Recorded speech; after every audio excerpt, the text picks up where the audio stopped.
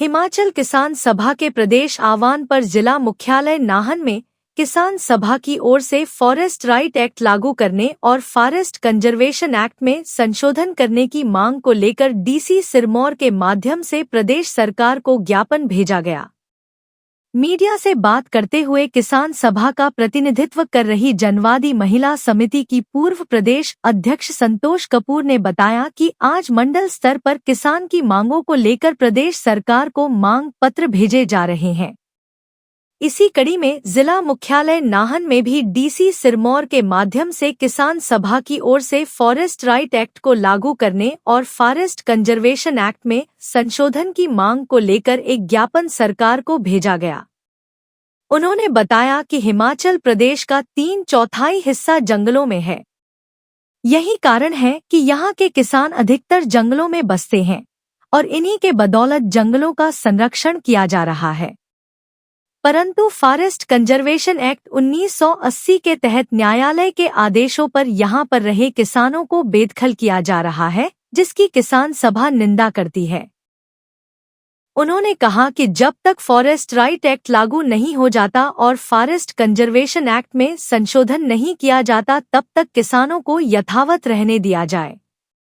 आज हिमाचल किसान सभा की तरफ से हम हिमाचल सरकार को एक ज्ञापन सौंपने आए हैं यहाँ पे, और डीसी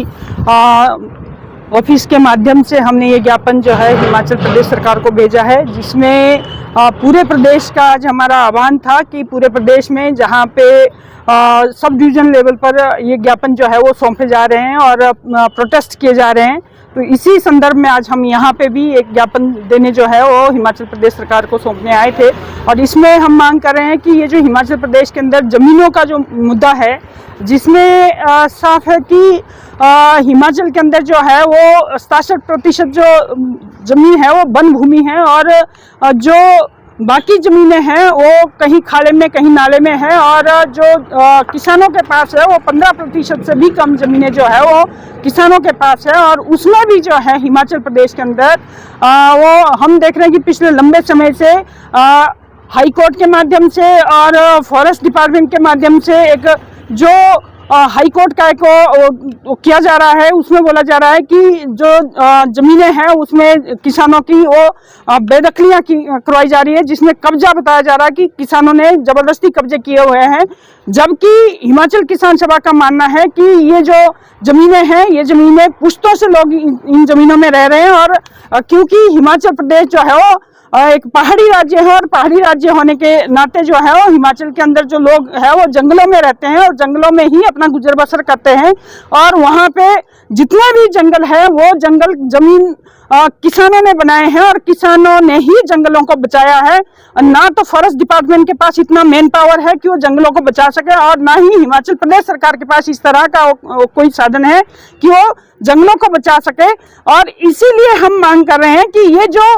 फॉरेस्ट राइट एक्ट था, एक तो उसमें हम मांग कर रहे हैं कि फॉरेस्ट राइट एक्ट के अंदर जो है लोगों को जमीनें जो है वो दी जाए और उस फॉरेस्ट राइट एक्ट को लागू किया जाए। दूसरा जो हिमाचल किसान सभा बात कर रही है वो हम मांग कर रहे हैं कि फॉरेस्ट कंजर्वेशन एक्ट जो है उसमें संशोधन किया जाए, क्योंकि जो जमीनें वन विभाग के पास है, जो फॉरेस्ट कंजर्वेशन एक्ट के अंदर आई है, उन जमीनों के अंदर जो है वो क्योंकि किसानों के पास है, और जो पिछले समय हम देख रहे हैं कि जो आपदाएं हिमाचल प्रदेश के अंदर आई है, जिसमें बाढ़ें आई है, बादल फटे हैं, उसमें किसानों की जो ज़मीनें हैं, किसानों के जो खेत है, किसानों की जो घासनियाँ हैं वो सारे का सारा तबाह हुआ है। और ऐसे में अगर किसानों की ज़मीनों के तबादले करवाने पड़े या किसानों को कहीं ज़मीनें देनी पड़े, तो वो मुश्किल जो है फॉरेस्ट कंजर्वेशन एक्ट जो है उसमें मुश्किलातें पैदा कर रहा है। और इसीलिए हम लंबे समय से किसान सभा ये मांग कर रही है कि फॉरेस्ट कंजर्वेशन एक्ट के अंदर जो है वो संशोधन किया जाए, ताकि किसानों को जो है वो जो उनकी ज़मीनें हैं, जहाँ किसान रह रहे हैं वहाँ पे उनको ज़मीनें दी जाए, और जो तबादले हैं ज़मीनों के वो तबादले सुनिश्चित करवाए जाएं, और जो जहाँ किसान रह रहा है वो किसानों को ज़मीनें जो है वहाँ से उनकी तालाबंदी, उनकी बेदखलियाँ जो है उस पर रोक लगाई जाए। जो हिमाचल प्रदेश हाई कोर्ट जो है वो लगातार एक डंडा दे रहा है किसानों के ऊपर कि वो किसान जो है उनको हर महीने और हर उसके अंदर जो है वो बेदखलियां की जा रही है, वहाँ ऑर्डर किए जा रहे हैं, विभागों को ऑर्डर किए जा रहे हैं, पंचायतों को ऑर्डर किए जा रहे हैं कि उनके ऊपर एक्शन किए जाए। उस गतिविधि को जो है हिमाचल किसान सभा रोकने की मांग करती है कि उस गतिविधि को जो है वो अभी रोका जाए, ताकि जो है जब तक फॉरेस्ट कंजर्वेशन एक्ट के अंदर संशोधन नहीं होता है और फॉरेस्ट जो राइट एक्ट है उसको जब तक लागू नहीं किया जाता है तब तक जो है यथास्थिति जो है बनाई रखी जाए। और जो लंबित मामले पड़े हैं, सुप्रीम कोर्ट में पड़े हैं या और जगह पे पड़े हैं, कोर्टों के अंदर पड़े हैं, उनको भी उसी रूप में वो किया जाए, ताकि जो है किसानों को उस तरह से जो है वो बेदखल ना किया जाए और घरों से बाहर ना निकाला जाए। हम इल्जाम लगाते हैं यहाँ से कि हिमाचल प्रदेश के अंदर जिला सिरमौर के अंदर धार के अंदर जो है एक किसान जो है केवल और केवल इसलिए उनकी जान चली गई क्योंकि उनको घर से बेदखली कर दी गई, उनका तालाबंदी कर दी गई और घर से बाहर निकालने के कारण उनको इतना बड़ा सदमा लगा कि उन्होंने अपने घर से बाहर आके जो है वो अपने छत खुद तोड़ना शुरू कर दिया और उसी से उनका जो है बीपी और शुगर डाउन चला गया और 5 दिन के अंदर अंदर उनकी डेथ हो गई। तो ये एक बहुत बड़ी बात है कि आप इंसानी जो है उसको जाने गंवा रहे हैं, इंसानों को आप खो रहे हैं और जो जमीनें हैं जिन किसानों ने बनाई है, जिन किसानों का अधिकार वहाँ है, उन किसानों को दे नहीं रहे। तो इसलिए हिमाचल किसान सभा जो है पूरे प्रदेश के अंदर आज सब डिवीजन लेवल पर प्रोटेस्ट कर रहे हैं, मांग पत्र दे रही है हिमाचल प्रदेश सरकार को और केंद्र सरकार के साथ ये मुद्दा उठाने की मांग कर रही है और साथ में जो है कोर्ट के अंदर भी एक कमेटी बनाने के लिए मांग कर रही है कि इसके अंदर जो है इंटरवीन किया जाए। 1983 से शिक्षा के क्षेत्र में अग्रणी Silver Bell senior secondary school Hiranagar Hamirpur पिछले 4 दशकों से शिक्षा जगत में एक अहम स्थान बनाए हुए हैं। श्रीमती शकुंतला निघाल के कुशल नेतृत्व में सिल्वर बेल्स की टीम द्वारा बच्चों को गुणात्मक शिक्षा प्रदान की जाती है, जिसमें बच्चों के सर्वांगीण विकास पर विशेष ध्यान दिया जाता है। I started the school in 1983 because there was a dire necessity for the English medium school that time. So previously I was hesitating, but still I started the school with 3 children, but it flourished on very well, and that was because of the cooperation of the staff as well parents. They did all the efforts to take the school